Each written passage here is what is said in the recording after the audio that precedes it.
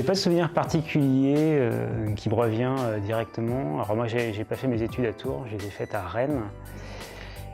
Et puis j'ai été 5 ans en école d'ingénieur, du sortie de bac jusqu'au bac plus 5, donc ça a été dans le même milieu. Après, je sais qu'il y avait eu la période où justement je cherchais des financements pour ma thèse, où j'ai essayé d'aller voir les profs à droite à gauche qui eux aussi étaient enseignants-chercheurs pour savoir s'ils avaient des thèses à proposer pour les années suivantes, et c'était la période un peu stressante, et puis de qu'est-ce qu'on va faire après une fois qu'on a le diplôme en poche, qu'est-ce qu'on va faire ensuite.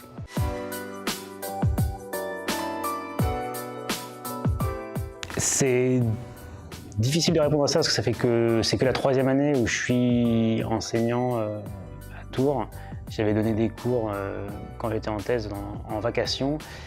Je ne suis pas sûr qu'il y ait de grandes différences entre les étudiants de maintenant et les étudiants d'il y a 10 ans ou 40 ans, à dire le niveau baisse, machin et tout. Je pense qu'il y a aussi le fait que les études supérieures sont accessibles à de plus en plus de monde. Donc effectivement, ceux qui y ont accès maintenant, ceux qui avaient accès avant, c'était peut-être que quelques privilégiés. Donc maintenant, on a tout le monde et c'est peut-être pas forcément une mauvaise chose. Même si à la fin, tout le monde ne peut pas sortir avec un master et n'est pas obligé de sortir avec non plus.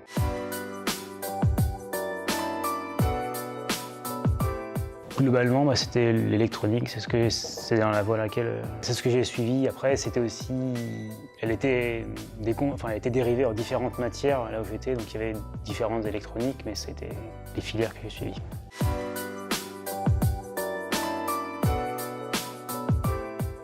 Pas spécialement. Après, j'ai globalement eu des bons rapports avec les enseignants.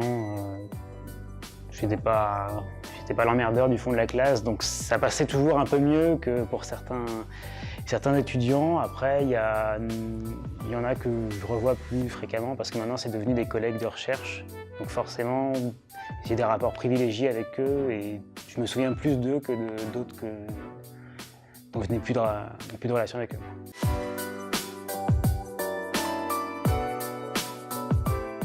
Ça peut paraître un peu bateau, mais c'est vrai qu'il faut vraiment continuer dans ce qui les intéresse, surtout.